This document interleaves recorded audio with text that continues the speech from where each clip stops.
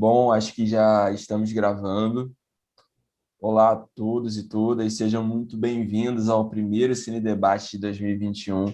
Para mim é um prazer enorme estar aqui com vocês, dessa vez acompanhado por pessoas incríveis, mas eu já falo delas. Em primeiro lugar, gostaria de agradecer ao professor Arthur, né, por nos dar a oportunidade de estar aqui mediando mais um Cine Debate pelo grupo de pesquisa e extensão fora da sala de aula e espero trazer um debate proveitoso para vocês, dessa vez sobre o filme Ao Mestre com Carinho.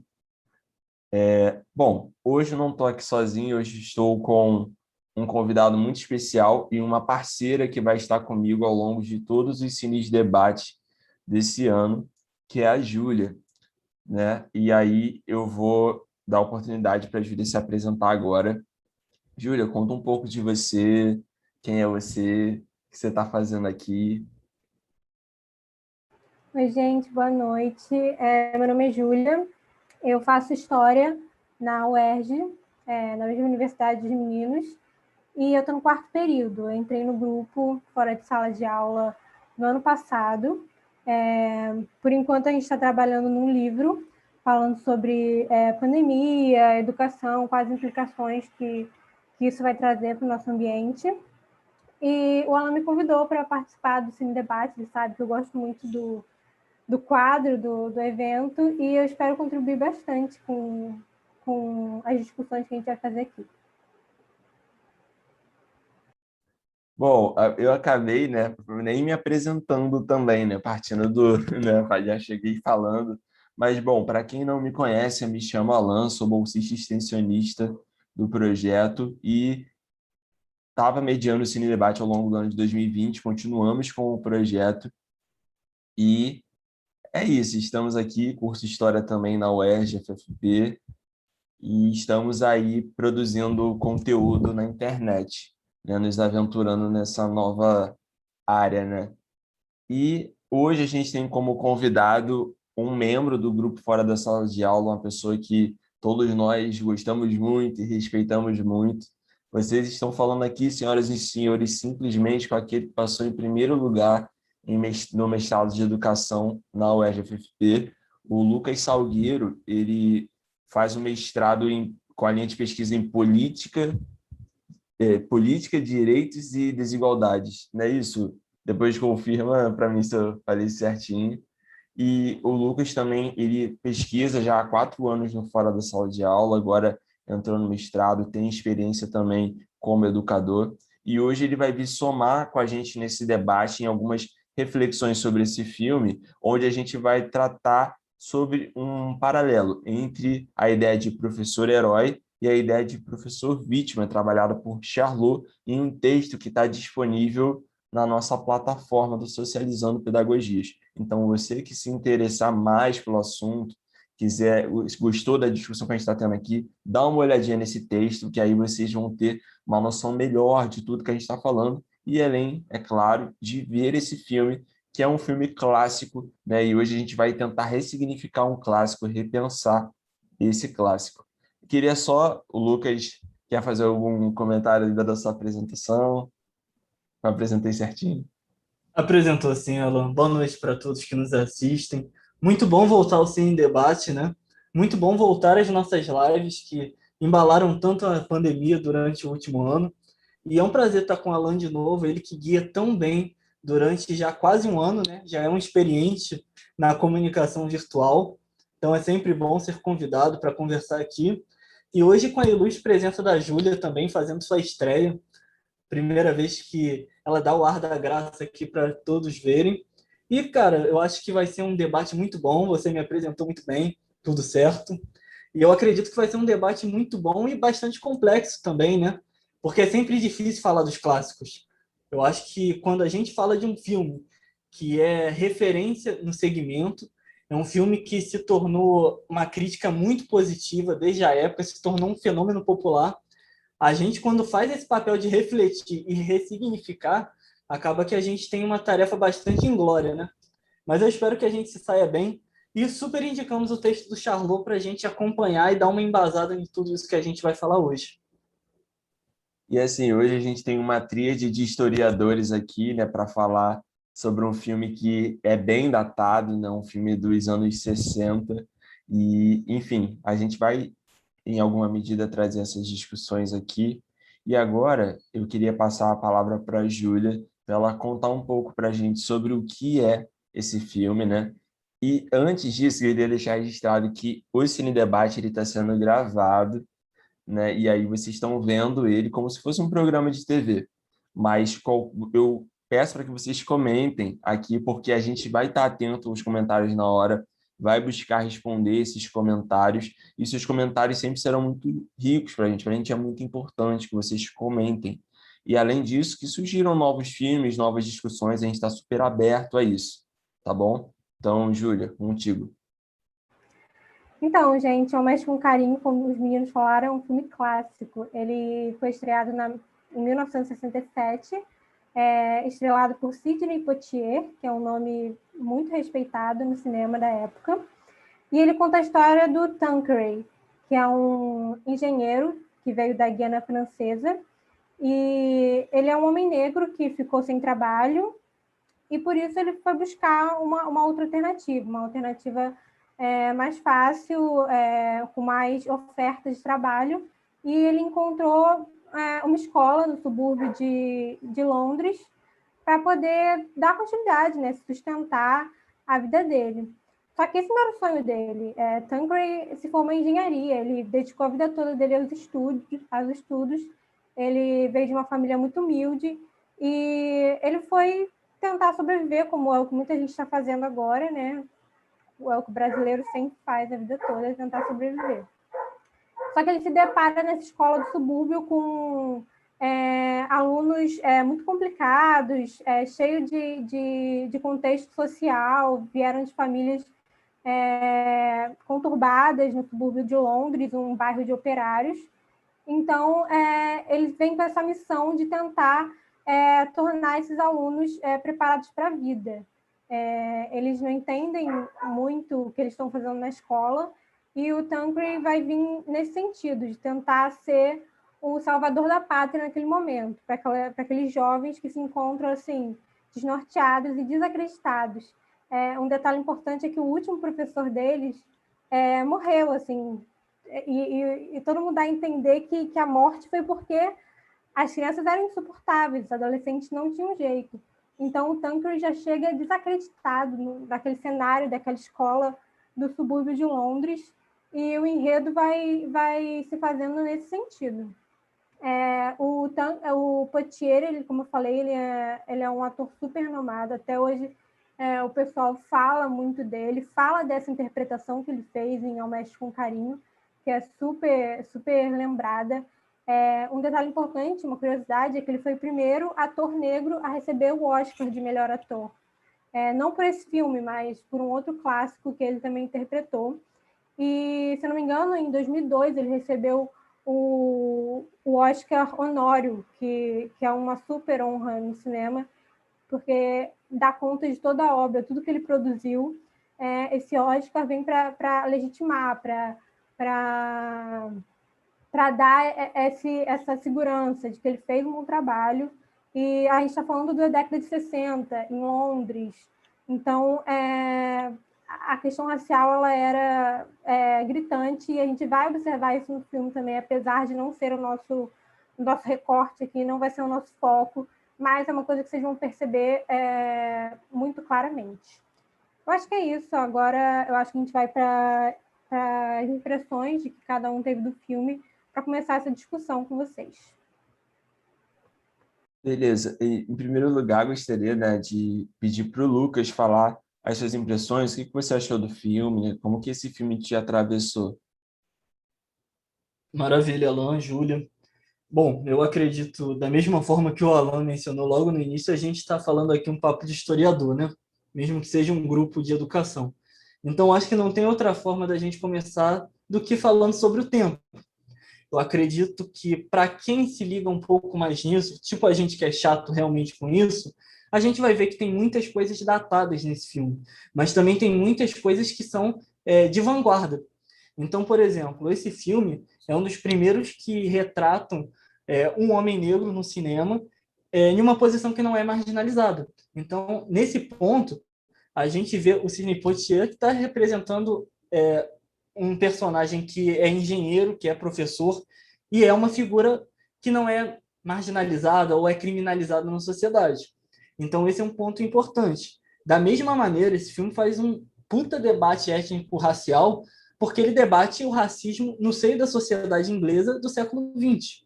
Então, ele mostra ainda vários conflitos que se tinham, nos próprios alunos se tinha uma visão ainda muito distorcida de não posso andar com pessoas de cor. Esse é o termo que eles usam, sem contar com muitos termos que eles usam ainda durante o filme, como chamar ele de crioulo durante o filme. Então, isso tudo é uma temática que é muito marcante para a época, uma questão racial, mas a gente tem também muitas questões, e aí a gente não vai poder entrar muito a fundo nisso, mas que vale dizer que ainda são muito datadas. Por exemplo, um olhar moralizador do professor, principalmente sobre as mulheres. Então, por vezes, a gente vai ver o nosso mestre com carinho, falando, não, mulher não se comporta de determinada forma, mulher tem que seguir tal cartilha se precisa, se quiser se casar com um bom homem. Então a gente tem um debate que ainda é muito conservador nos anos 60, mas é um filme que também é muito progressista para a sua época. Então a gente vê ali toda uma revolução social que está acontecendo naquele momento. A gente vê a contracultura acontecendo, a gente vê os primeiros adolescentes deixando o cabelo crescer. Em determinado momento do filme ele ainda fala sobre revolução, rebeldia. A gente vê a ascensão do rock. Então ainda é visto como desordeiro os alunos que ouvem rock durante o intervalo.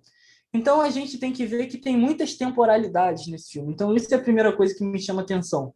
A gente tem que levar em conta tanto o que é moderno para aquela época, tanto o que hoje é retrógrado para a gente. Mas a gente não está aqui também fazendo um julgamento que não pode ser anacrônico.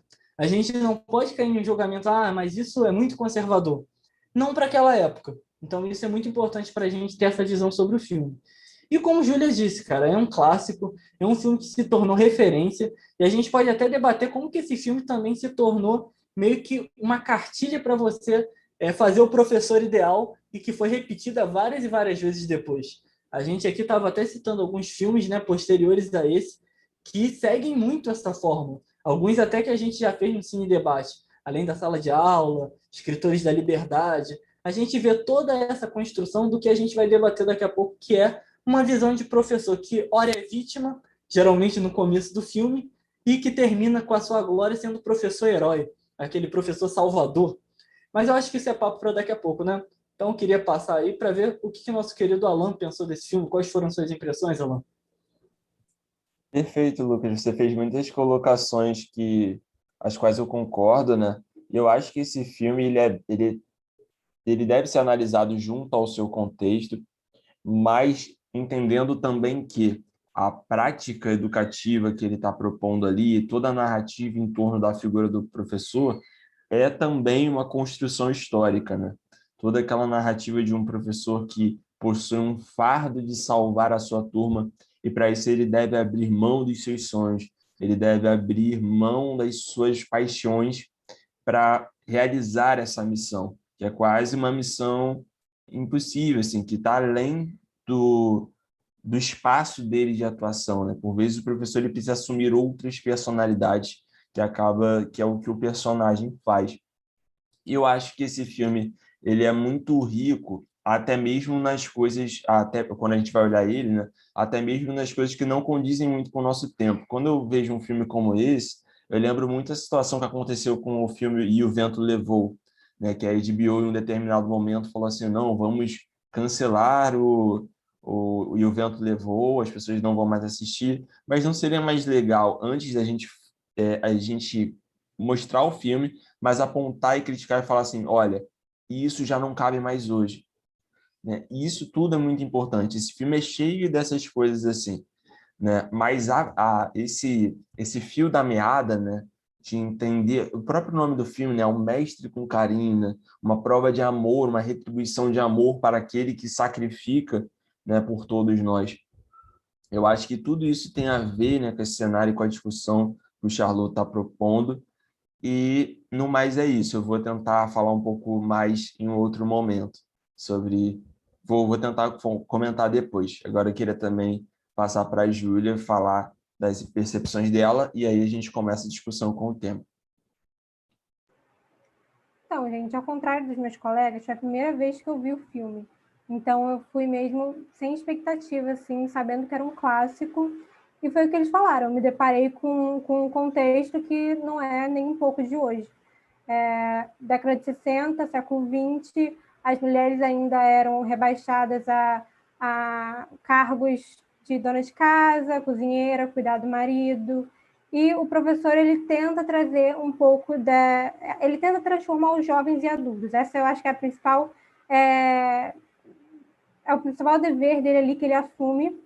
Ele falou, olha, eles não vão mais aprender nada nessa reta final de ano, de matéria, disso, daquilo, não vou aprender. Então, eu vou ensinar eles a serem adultos, vou ensinar a viver em sociedade, só que na sociedade da época, que a obrigação da mulher era casar bem, cuidar do marido, ter filhos e tudo mais. Se a gente for tocar nesse assunto, vai ter muita discussão aqui.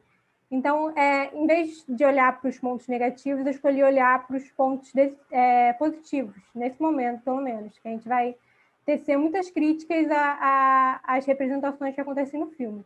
Mas pontos positivos que foram minhas primeiras impressões. O Tanqueray, o professor, ele age com muito respeito com os alunos. Eu acho isso legal, é uma premissa que a gente tem que levar para a vida, assim, tanto nas nossas relações pessoais quanto em sala de aula, já que a gente está falando aqui como educadores. O respeito mútuo, ele chama os alunos de senhor, de senhorita, e isso dá um retorno, sabe? Os alunos começam a tratar ele com respeito também, chamando ele de mestre, de professor, e muda a relação assim completamente. Outra coisa que se reflete totalmente nos dias de hoje é a questão da profissão ser desmerecida. Ele chega na escola já com todo a sala de professores falando, olha, você não vai conseguir, tá? Já se prepara, porque é uma luta perdida. Então, eu tenho certeza que todo mundo aqui já passou por isso, quando vai se deparar com uma turma nova, então quando fala, então, gente, estou entrando aqui para licenciatura, vou fazer pedagogia, vou fazer história. Então, assim, o pessoal já arregala o olho. Nossa, que legal, parabéns, mas vai ser difícil, hein?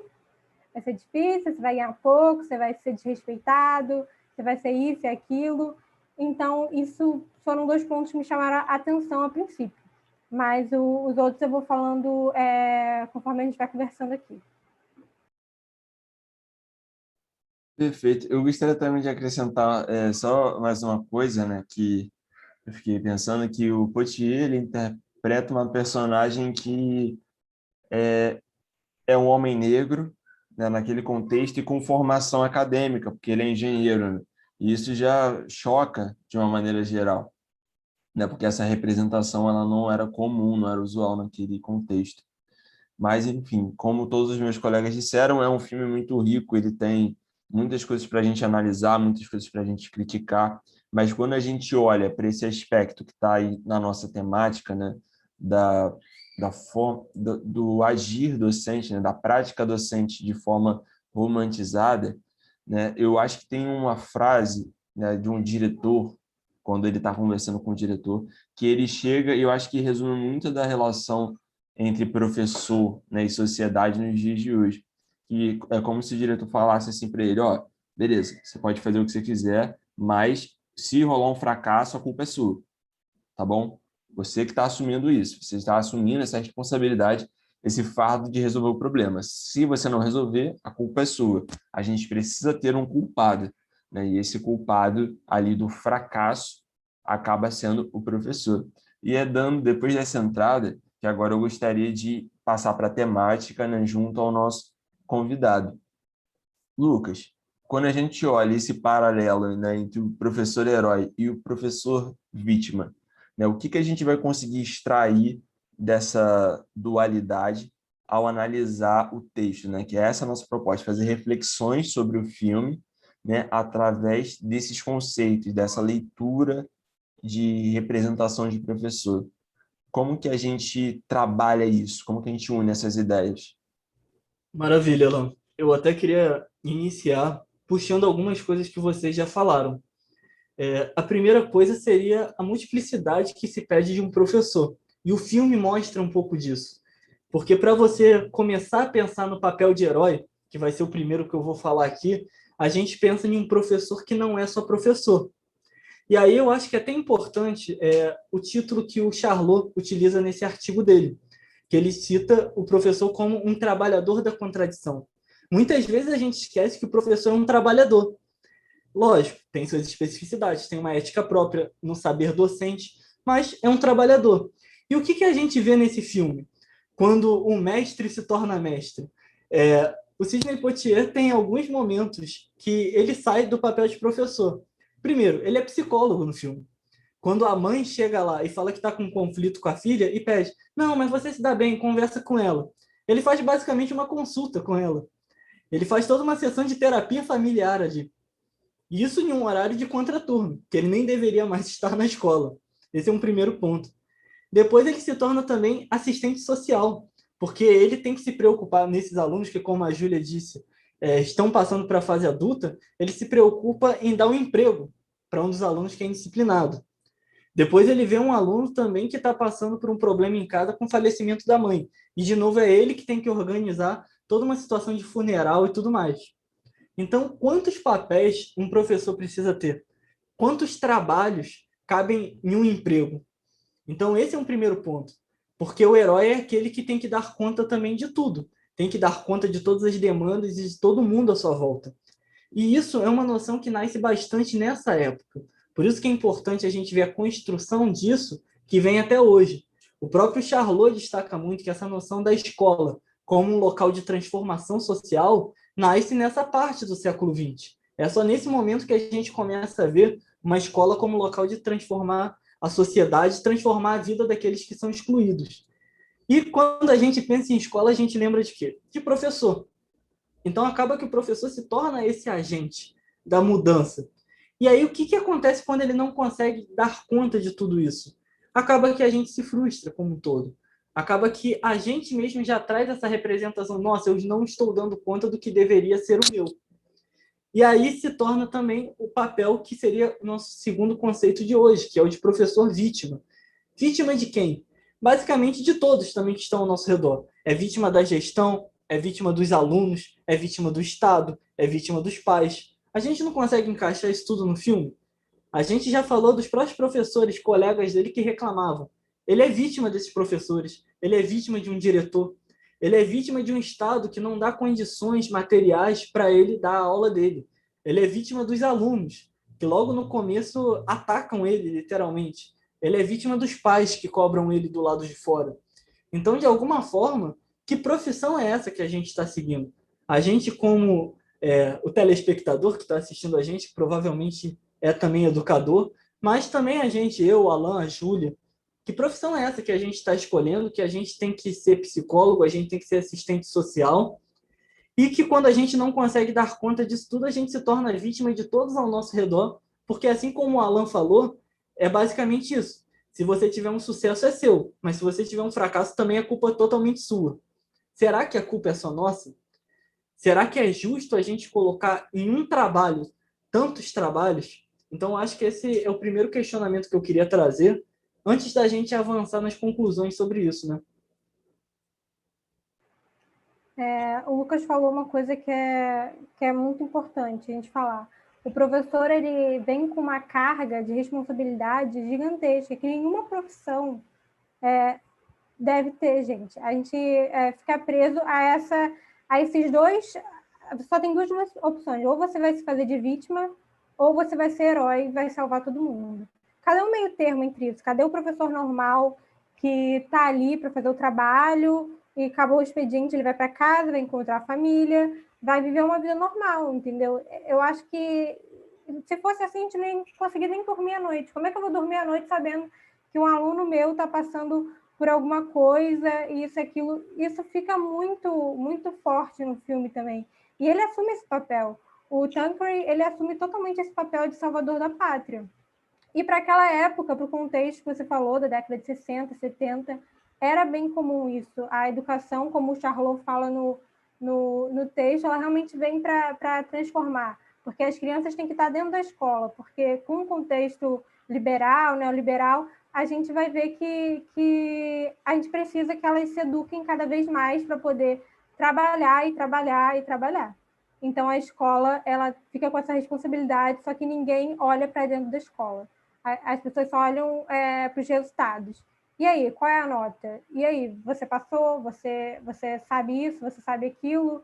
Nananã. Não olha para o que está acontecendo dentro da escola, para as dificuldades, para a falta de material básico, como o filme também retrata. As cadeiras, elas balançam. Isso é bem comum aqui na rede pública do Brasil. As cadeiras balançam, não tem giz para escrever no quadro, não tem isso, não tem aquilo, mas você tem que tirar uma boa nota para você virar um trabalhador e movimentar a economia e o capitalismo continuar rolando à solta, sem nenhuma preocupação em dar essa assistência, em dar essa formação para os professores. Porque muita coisa do que acontece dentro da sala de aula a gente não está aprendendo na faculdade, às vezes. A gente precisa voltar o olhar para o professor, entendeu? Para poder ver que ele precisa de mais instrução também para fazer essa revolução que todo mundo quer que ele faça. Eu acho que esse é um ponto importante para a gente tocar também, a questão da remuneração. A gente tem várias funções dentro da sala de aula. A gente tem que ser assistente social, a gente tem que ser psicólogo, a gente tem que ser psicólogo da família, a gente tem que saber mexer com tecnologia, principalmente agora. E cadê a remuneração para isso? Eu vou receber um aumento no meu salário? Como é que vai ser, entendeu? A gente também precisa viver bem. O lazer, ele é um direito de todos. Então, eu acho que a gente vai ter muita coisa para falar sobre isso. Olha, eu acho esse comentário da Júlia perfeito, né? Eu acho que o filme, né, a proposta pedagógica da escola, aparentemente, é um uso prático dos saberes, né? Você está ali na escola para você aprender a fazer algo e tal, só que o que o professor vai percebendo é que, pô, ele está tentando trabalhar o conteúdo e esse conteúdo, tipo assim, não atravessa aquela realidade dos alunos, né? Eles não se sentem respeitados, né? E esse movimento dele ir de encontro a eles é muito importante.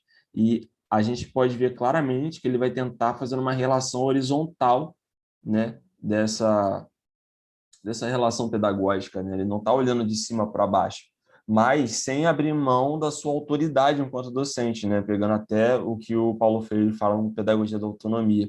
Ele, sem perder essa autoridade, ele vai lá e aí ele dialoga, trata com respeito e fala, pegando todas aquelas linguagens da época, vocês já vão ser adultos, e para ser adulto você precisa ser assim, assim, assado.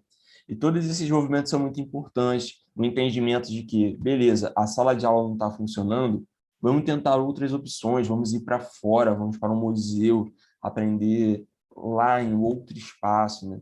Tudo isso é muito importante, esses movimentos que o professor realiza.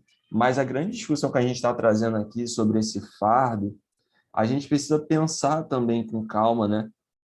Porque ela vai acabar provocando muitos traumas, até mesmo como o Lucas falou. E aí o professor fica nessa dicotomia, caramba, eu preciso fazer, mas ao mesmo tempo eu não dou conta de tudo, né? E ter a consciência dessa discussão é muito importante, porque ela vai ser importante para a nossa formação enquanto docente, especialmente nesse contexto que a gente está vivendo ainda de pandemia, né? Onde, por vezes, a gente está com várias responsabilidades, como a Júlia colocou agora, tem ainda a questão da tecnologia, que tudo isso vai dificultando todo esse processo, e aí você também precisa saber essa linguagem digital, você precisa saber usar as TDICs, mas nem sempre isso é possível, porque para nós professores faltam recursos, falta formação, falta uma série de coisas, assim como para os alunos, né, que muitos não têm acesso, né? Quantos alunos não puderam ter acesso,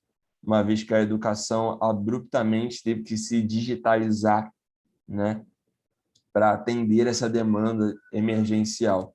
Então, assim, são muitas discussões que ficam em voga, né, quando a gente está discutindo isso, e eu acho que esse filme, a gente consegue extrair muitas reflexões sobre isso de modo a criticá-lo, né, como eu havia comentado anteriormente. Pensar assim, caramba, Será que o professor ideal é aquele que abre mão do seu sonho, como o próprio Thackeray faz no final, que ele, um dos momentos de maior alegria dele no filme, né? Poxa, eu consegui meu emprego, agora eu vou ser engenheiro. Mas ele, para construir aquela narrativa daquele que faz o sacrifício, ele faz o seu sacrifício e rasga, abre mão do seu sonho. E como a gente está discutindo aqui, a grande mensagem que a gente está querendo passar é que existe também o lugar do professor normal, como um trabalhador normal, aquele que também tem as suas ambições, aquele que está em outros espaços em que ele não é a todo momento um professor, né? Assim, num sentido de assim, não, ele não precisa ser exigido disso a todo momento.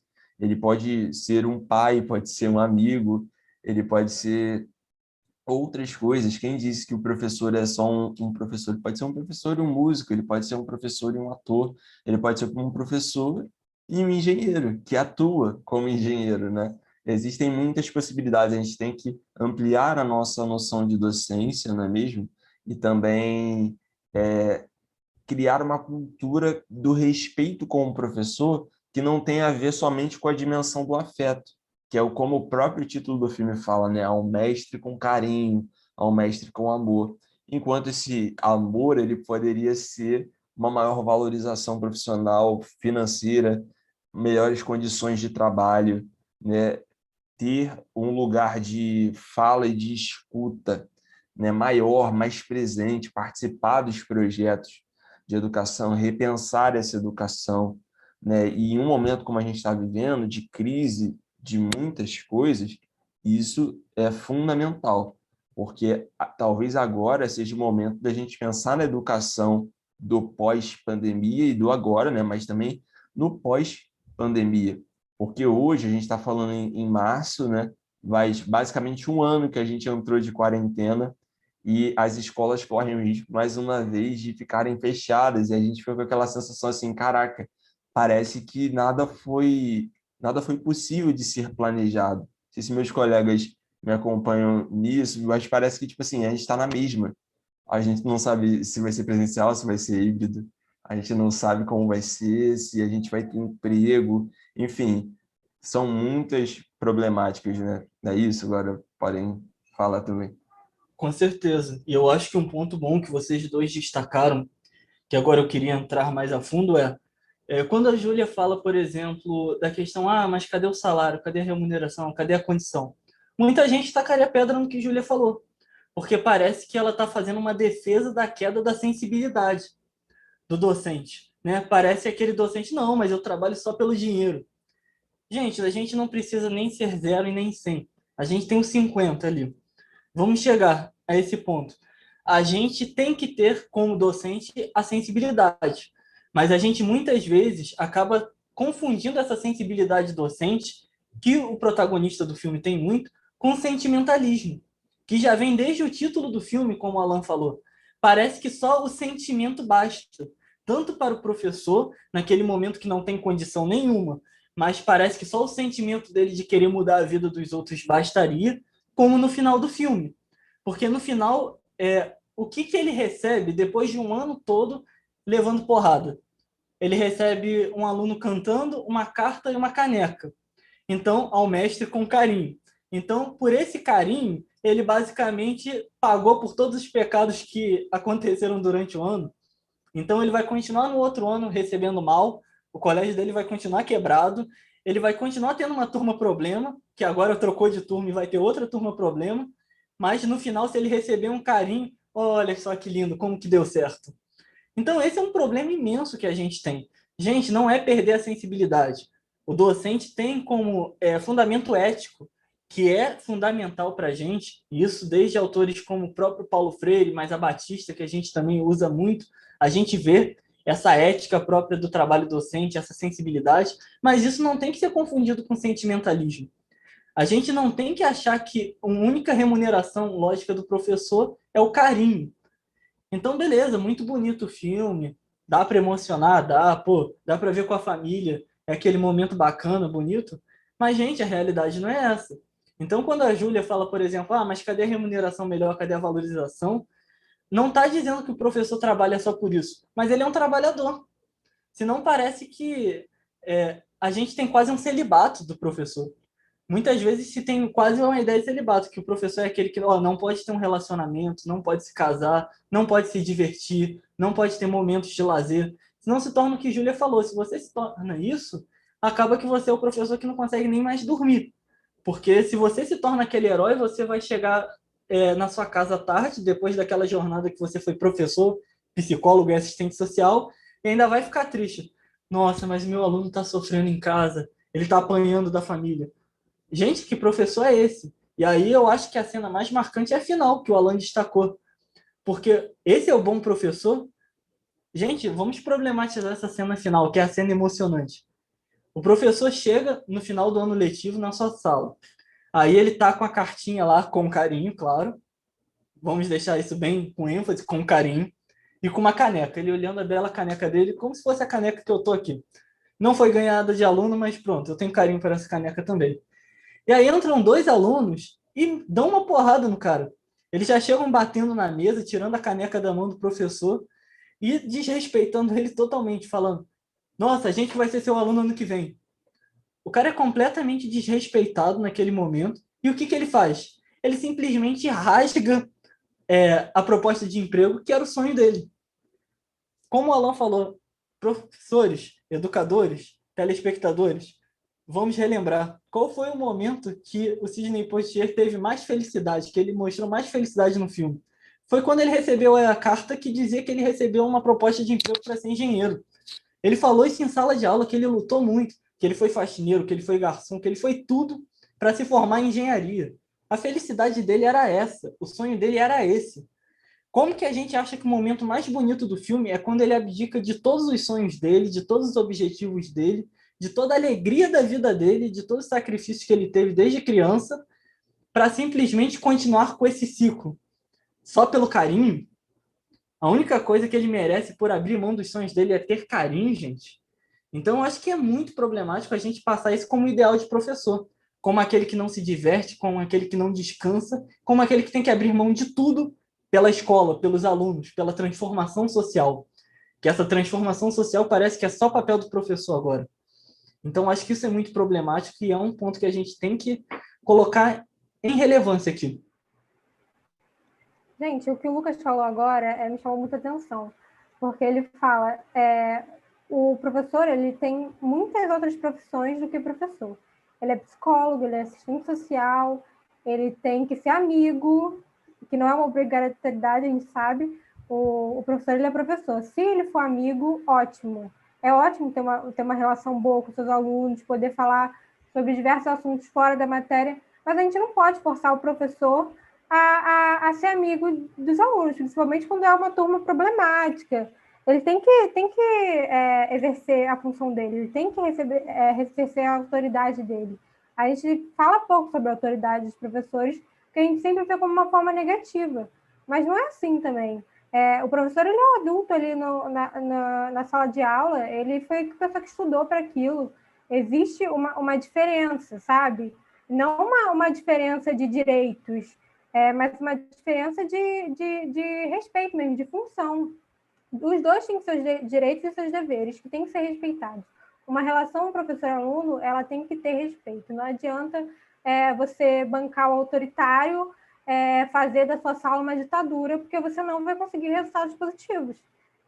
Os jovens eles não respondem a esse tipo de dinâmica. Eles não vão ter respeito por você, eles vão ter medo de você. Entendeu? Isso é muito complicado. Além disso, o Lucas falou, tem muitas outras funções na escola. Existe o psicopedagogo, existe o coordenador, existe todo mundo ali, o diretor. Essas pessoas têm que tomar a responsabilidade delas na formação desses alunos. Senão, o professor vai ficar sobrecarregado e não vai dar conta do recado. Ele vai ser o culpado por esse fracasso da turma. E a turma também vai ser culpada porque vai ser burra. Não, essas pessoas não têm futuro, não adianta. É aquele papo de sala de professores, muito polêmico, que eu acho que todo mundo aqui já entende como é que é. o aluno não vai conseguir, o aluno não tem futuro, então vamos largar de mão, vamos fazer um complô aqui entre os professores para a gente tentar dificultar ainda mais a vida desses alunos. Eu não concordo, eu sei que os meninos também não concordam com esse tipo de postura em sala de professores. A sala dos professores tem que ser um ambiente saudável, porque muitas vezes é muito tóxico. Então, a gente tem que estar ali para se ajudar, sabe? Para compartilhar experiências, não para ficar usando o nome de fulano, ciclano, para poder menosprezar os alunos, não, gente. Isso não é educação, isso não é o que a gente aprende nas matérias de educação da faculdade.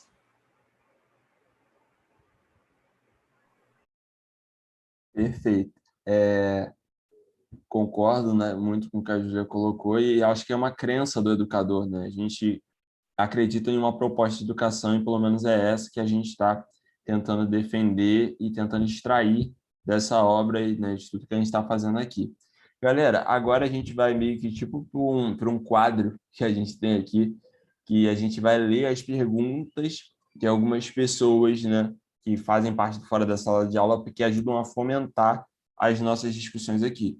E aí, eu queria ler uma primeira pergunta que foi feita pela bolsista Ariel, que ela perguntou assim: pensando no enredo do filme... Não, calma aí, desculpa. Vou ler novamente aqui. Pensando no enredo do filme e, principalmente, nas problemáticas de seus protagonistas, pode-se observar a carência de uma escola por coisas básicas.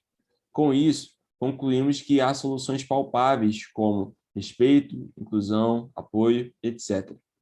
Como nós, professores, podemos aplicar uma realidade ainda viva, mesmo o filme sendo da década de 60, para a nossa vivência enquanto professores de lugares vulneráveis e violentadas pela falta de amparo do Estado, né? Eu acho que o que a Ariel quis falar, né, é exatamente como lidar com essas situações em contextos difíceis, né, que é o contexto em que ele está ali, né, situado.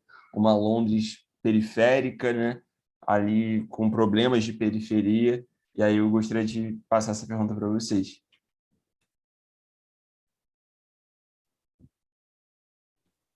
Muito bom, obrigado, Alan, para a gente começar. Obrigado pela pergunta, Ariel, acho que é muito relevante. Eu, antes de responder, ainda queria tocar em um ponto que eu acho que me incomoda um pouco. E aí a construção do filme também faz um pouco isso, que é trabalhar sempre com que os ambientes pobres são ambientes inerentemente violentos. Eu acho que a Ariel falou um pouco disso no final, mas é uma coisa que me incomoda, que sempre essa turma violenta nessas fórmulas de filmes sobre educação é sempre um ambiente pobre e sempre a culpa é do aluno, é sempre a culpa desse ambiente. Eu acho que isso é uma coisa que a gente deveria problematizar também. Não aqui que não vai caber, mas eu acho muito relevante. Sobre o que ela falou do possível e o impossível frente ao desamparo do Estado, muitas vezes, eu acho que ela foi muito feliz quando destaca que tem muita coisa que é palpável para a gente.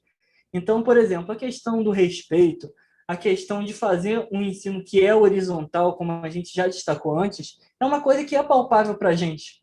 Porque, novamente, a gente não precisa abrir mão da autoridade, a gente não precisa ser autoritário para ser ouvido. Então, quando que as coisas começaram a dar certo na turma do professor? Quando ele faz um ensino que valoriza a experiência do aluno, quando ouve o que ele quer falar, quando ouve a sua cultura. Então, dentro disso tudo, as coisas começam a dar mais certo. Os alunos começam a prestar mais atenção, os alunos começam a ter outra relação quanto a isso, quanto a ele. Então, a gente tem uma percepção aqui que quando a gente usa do respeito, quando a gente usa da dialogicidade, quando a gente usa da própria alteridade, da gente reconhecer uma realidade que é diferente da nossa, mas que também é uma realidade complementar. Então, o professor nunca se colocou como se ele fosse igual aos alunos, como Júlia destacou tanto. Ele nunca colocou como se professor e aluno fosse uma mesma coisa. Ele nunca se colocou como se ele fosse um garotão da mesma idade, da mesma cultura que os alunos. Mas ele passou a respeitar. E isso traz diferenças. Isso traz diferenças para a nossa prática e com os resultados que ela alcança. Mas, ao mesmo tempo, em um contexto como a própria Ariel disse, a gente tem todo um abandono de Estado, a gente tem todo um abandono de estrutura, e muitas vezes, como a própria Júlia falou, um abandono que parte da própria gestão da escola. Então, muitas vezes, esse professor também faz papel de diretor, de coordenador, porque meio que os diretores e coordenadores da escola abriram mão daquela turma. Então, o que a gente tem?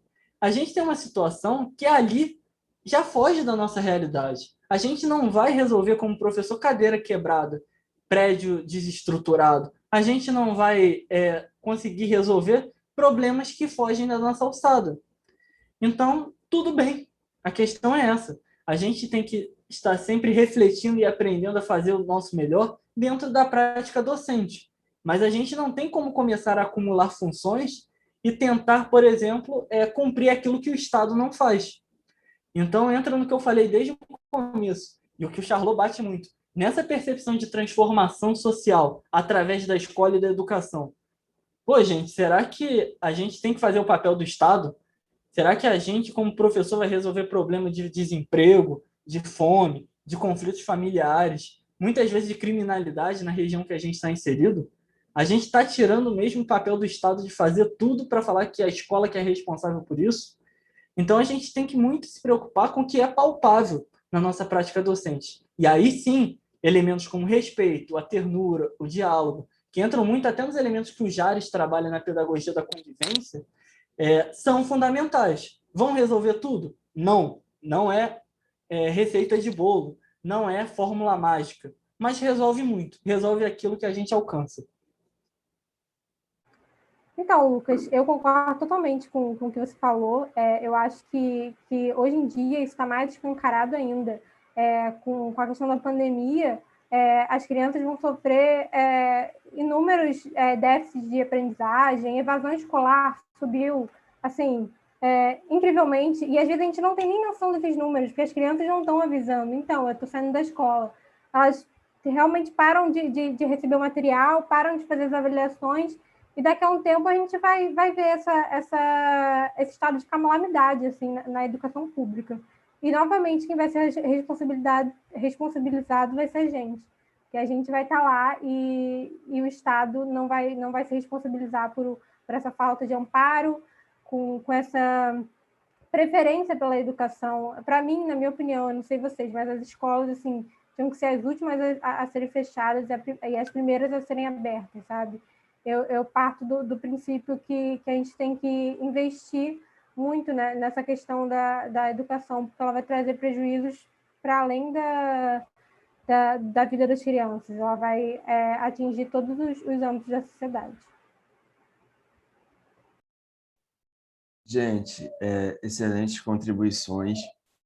Eu achei a pergunta da Ariela cabe muito, né? Como o Lucas falou, para a gente tratar a pedagogia da convivência e também a pedagogia da hospitalidade, né? Que a gente trabalha com a Isabel Batista aqui no grupo. E assim como esse, vários outros textos a gente tem disponível no site Socializando Pedagogias. E infelizmente, a gente vai ter que encerrar essa nossa discussão. Eu gostaria de agradecer muito a todos vocês que participaram, né? Aqueles que estão aqui comigo dividindo tela e também aqueles que estão aí do outro lado da telinha conversando com a gente. Por favor, compartilhe esse vídeo, curta, porque isso é muito importante para que a gente alcance mais pessoas.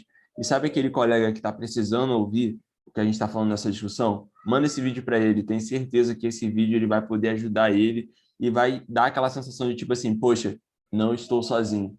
Eu não estou sozinho quando eu fracasso. Então, assim, era essa a grande mensagem que a gente queria passar nesse primeiro Cine Debate. Eu achei esse debate muito rico. A gente não consegue abordar tudo e também não é a nossa intenção, a gente faz um recorte. Então, poxa, se você tem algum filme legal que dá para a gente falar alguma coisa super interessante, né, para você, nos manda mensagem pelas nossas redes, porque a gente está super aberto a ouvir vocês e aí produzir esses debates que são coletivos e sempre plurais, né? Meus colegas também podem fazer essas considerações finais. Maravilha, Alan. Eu reforço esse pedido. Acredito que o Cine Debate, a Live Estudo se fazem sempre com diálogo. Acho que vale muito comentar, principalmente, o que a gente quer ver de tema, dar novas dicas de filme. A gente está sempre aberto a isso. E eu acho que foi maravilhoso esse debate. Não é um debate que a gente conclui, mas é um debate que a gente lança novas perguntas, lança novos questionamentos. E aqui eu deixo minhas considerações finais como: autoridade sim, autoritarismo não, sensibilidade sim, sentimentalismo não. Eu acho que o professor não é nenhuma vítima da sociedade, mas também não deve ser nenhum herói. A gente é um trabalhador, a gente é uma pessoa normal, é uma profissão que encara as contradições como são normais na nossa sociedade, inclui todas as contradições de viver durante uma pandemia, durante um sistema capitalista, durante uma vida, mas ele é uma pessoa normal, um profissional que quer valorização, um profissional que quer um salário digno, que quer boas condições de trabalho, um profissional que quer se divertir, que quer dormir 8 horas por noite, que quer ter férias, que quer ter seu momento de lazer. Então, como o Charlot termina tão brilhantemente o texto que serviu como base hoje, o professor é esse, que tem muitas angústias, que tem muitos momentos de dificuldade, mas também que tem muitas alegrias, alegrias que muitas vezes ficam encobertas e que outras profissões nunca encarariam. Então, ser professor é bom. Ser professor é bom quando você sabe o que quer e quando você faz o que gosta. Então, para a gente conseguir exercer a nossa paixão da melhor maneira possível, a gente também precisa das melhores condições para isso. Então, eu acho que vale ficar essa mensagem como um todo, vale a gente pensar muito mais na normalidade e deixar um pouco de lado essas construções que muitas vezes estão tão romantizadas, são tão utópicas e que levam a gente a uma situação que não traz nenhum benefício. A gente não ganha com isso. A gente não é mais valorizado. Porque no final, sabe o que parece? O professor, depois desses filmes todos, parecem que é a profissão que todo mundo admira, mas aquela que ninguém quer ser. Parece que é aquele verdadeiro herói que a gente vai no cinema ver, que combate o crime, combate todas as injustiças, mas que ninguém quer estar no papel daquele herói. O professor parece que é o anormal, o subnormal, parece que é o extraordinário. Então todo mundo, quando não tem aquela visão negativa, nossa, você quer ser professor, tem aquela visão do, ah, que lindo, ele é professor, olha como que ele é bom, né? E não, gente, a questão não é essa. A gente não vai evoluir a partir do momento que a pessoa só admira, mas que sempre coloca depois. Mas eu nunca faria isso. Mas eu nunca aguentaria isso. A gente tem que normalizar o papel do professor.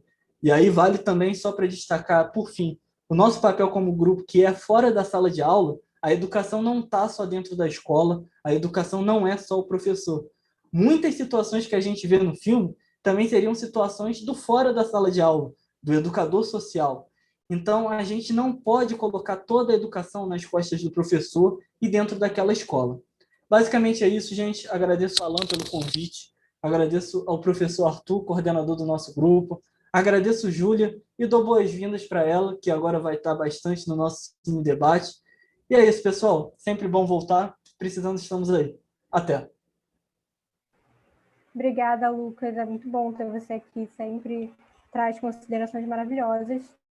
E eu também quero agradecer principalmente pelo convite do Alan. Eu estou muito animada com esse novo projeto que a gente vai tocar aí para frente. Ao professor Arthur, que confiou em mim, que tem confiado. Muito obrigada. E é isso, gente. Esse filme ele traz muitas contradições. Como o texto do Charlot fala, ele tem muita coisa que a gente pode usar positivamente na sala de aula, mas a gente pode tecer inúmeras críticas ao filme também.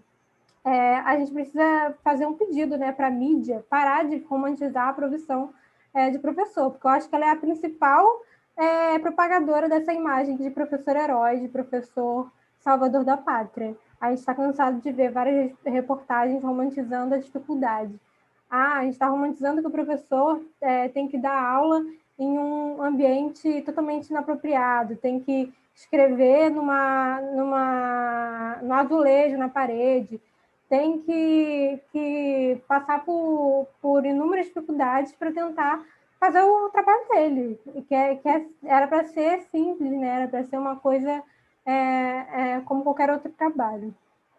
Mas eu acho que é isso, então. Muito obrigada por estarem aqui assistindo a gente. E façam comentários, por favor, compartilhem o vídeo, para que a gente vai responder todo mundo com base no filme. E, por favor, falem outros filmes para a gente fazer os próximos debates. É isso, pessoal. Muito obrigado a você que acompanhou até aqui. E nós nos vemos em breve, tá bom? Tchau e até a próxima. Boa semana e a gente se vê por aí.